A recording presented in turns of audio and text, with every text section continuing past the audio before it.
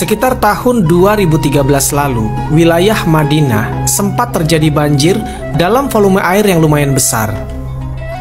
Hujan besar berlangsung selama berhari-hari, menyebabkan banyak bangunan yang hancur dan diakhiri dengan banjir yang masif. Banjir nyaris menutupi seluruh akses Madinah, termasuk menggenangi pekuburan para syuhada yang ada di Jabal Uhud, yang usianya sudah sekitar 1.400 tahun. Beberapa orang yang menyaksikan musibah banjir tersebut mengatakan, ketika banjir telah surut di pemakaman Uhud, jasad-jasad para syuhada nampak atau timbul ke permukaan dalam kondisi yang utuh. Beberapa di antara jasad tersebut sudah sulit dikenali, namun ada satu jasad yang disinyalir adalah paman Nabi Shallallahu Alaihi Wasallam, yaitu Hamzah bin Abdul Muthalib. Jasad paman Nabi Shallallahu Alaihi Wasallam ini darahnya masih mengalir dan menebarkan keharuman yang semerbak, meskipun telah dimakamkan pada 1.400 tahun yang lalu. Jasad Sayyidina Hamzah mudah dikenali karena diketahui ada luka di dadanya seperti bekas kena tombak dan memiliki postur badan yang tinggi besar. Ketika jasadnya ditemukan, tangannya masih menekuk lukanya akibat terkena tombak. Kemudian dari luka di dadanya masih mengalir darah segar. Selain jasad Sayyidina Hamzah, ada satu lagi jasad yang bisa diidentifikasi, yaitu jasad Sayyidina Abdullah bin Jas.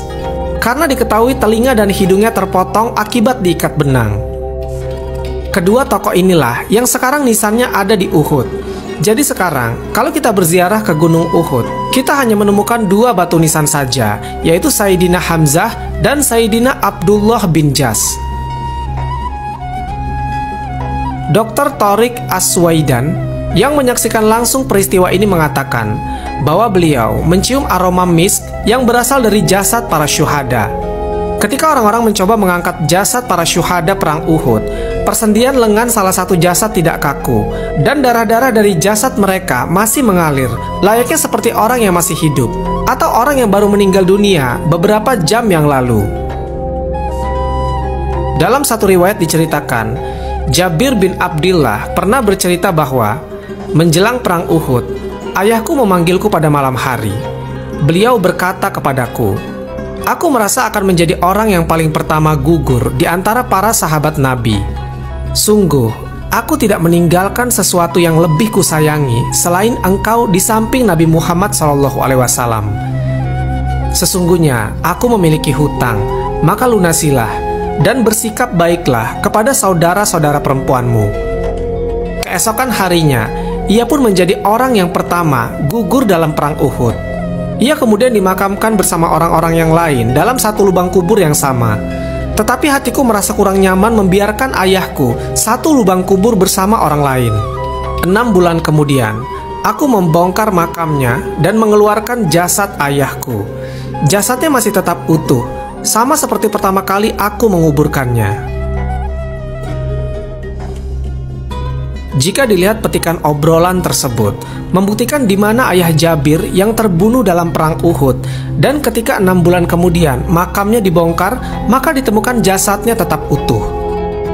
6 bulan adalah waktu yang cukup lama, di mana tubuh mayat seharusnya sudah hancur. Penelitian membuktikan bahwa 24-36 jam pertama setelah mayat dikubur, maka bola mata mulai menonjol dan kornea menghitam.